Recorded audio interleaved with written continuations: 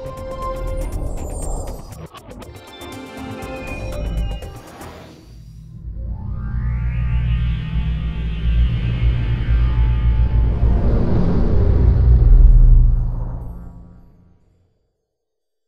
and welcome to official Xbox 360 Magazine's OXM Report, and this week it's the return of an Xbox 360 shooter classic in the shape of Rainbow Six Patriots.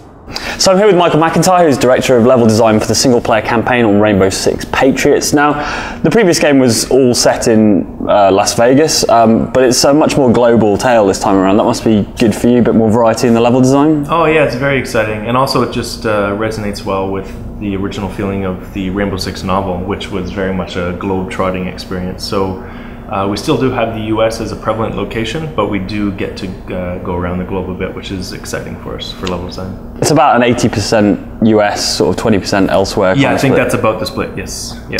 I mean, one of the many changes is that you've added a new rappelling system where you can literally run down the side of buildings and you can actually properly shoot people and things. You can shoot down the rope. You can kind of zip like down. You have a lot of control, like laterally strafing on the rope, and like being sort of death from above and everything. It's pretty cool. I mean, the previous game you had very sort of limited options in terms of observation. You had a snake cam and things like that, and then very limited options in terms of breaching and clearing rooms and stuff. Tell me about how you've sort of augmented that experience this time. Yeah, you're right. Like before, when we use any observation tech in previous games, it was very much focused on the snake cam, and that was tactically relevant at that time. But we are definitely in a new era, and part of that is technology, this augmented reality style technology. We're able to scan the environment and see through walls and get information on people, such as if they have concealed weapons and everything.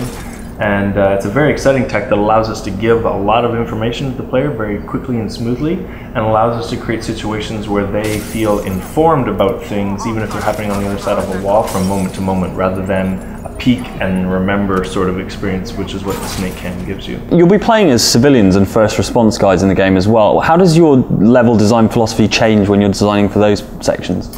It's changes in the sense that, of course, when you're playing the Rainbow, you're thinking a lot in terms of cover, enemy placements, paths that you need to take that keep you in stealth and whatnot.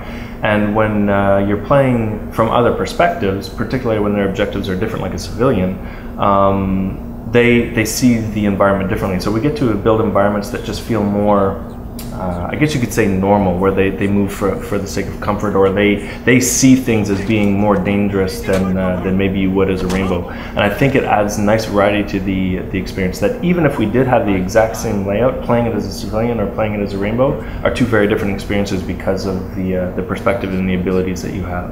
And it presumably gives you a chance to really change up the pacing. Oh, absolutely. And also something that I think is important, it allows us to again capture a feel that is very close to the Rainbow Six novel, which is that you get to see other perspectives on the same situations, on the same story, and so you're able to get this sense of being able to actually ask yourself questions about some of the themes that are going on in the game, about what really is the right thing to do, and what is the cost of all these things that are happening, which I think it will be something new for Rainbow, and I'm kind of excited to get that even into the level design. I mean, it's not just that these are discrete missions. You're actually interacting with the perspective will shift mid-mission, and you'll be in the shoes of the Rainbow guys suddenly, having controlled a civilian beforehand.